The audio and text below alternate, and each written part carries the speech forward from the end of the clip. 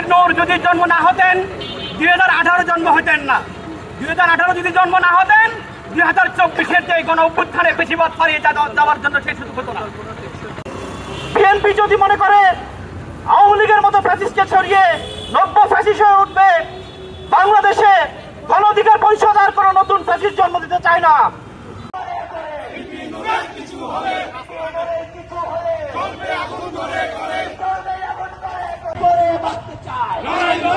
এবং বিবিকে অবরুদ্ধ করে রাখার মূল কারণই হচ্ছে ব্যবসায়ীদের কাছ থেকে যে চাঁদা দাবি করেছিল সেই চাঁদার বিরুদ্ধে কথা বলাতে।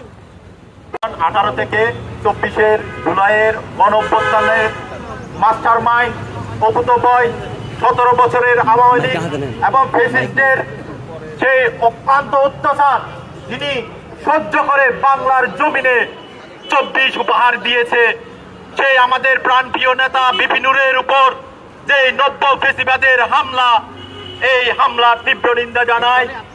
মদতপৃষ্ট যারা গুন্ডা বাহিনী বানিয়েছেন তাদেরকে আপনারা শুধরান, অন্যথায় তাদের মতো আপনাদেরও ঠিক সেই রকম পরিণত হবে। কারণ আপনারা দীর্ঘদিন 17 বছর একটা ট্রাক ছাড়াইতে আপনাদের সেই সাহস ছিল না। সেই বিপি নূরের কথাই আজকে বাংলাদেশ থেকে লেজ ফুটিয়ে পালিয়ে গিয়েছেন আপনাদের আফারা। হুঁশিয়ারি করে দিতে চাই, 5 আগস্ট এই দেশের জনগণ বিপ্লবের মাধ্যমে রায় দিয়ে দিয়েছে। এই দেশের জনগণ নতুন কোন ফ্যাসিস্ট চায় না। এই ধরনের হামলা যদি কন্টিনিউ হয়ে থাকে তাহলে সারা বাংলাদেশে এই নব্য ফ্যাসিস্টের বিরুদ্ধে আমরা সোচ্চার এবং তীব্র প্রতিরোধ গড়ে তুলব।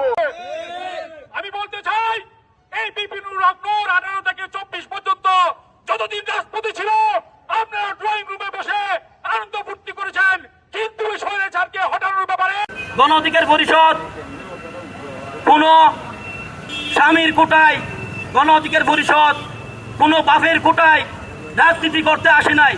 গণ অধিকার পরিষদ আওয়ামী লীগের দুঃশাসনের সময় রাজনীতি করেছে। বিশৃঙ্খলা এবং যেটা বিএনপির ভিতরে একটা সৌভাগ্য আমাদের যুগপৎ আন্দোলন আছে সেটা তিনি বিনষ্ট করতে চায়।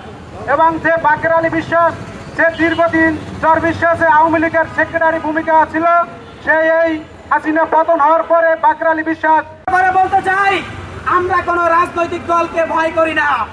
গণ অধিকার পরিষদ কোন সরকারের আওতায় চিলড্রেন পার্টি হয়ে বাংলাদেশে ক্ষমতায় আসে নাই।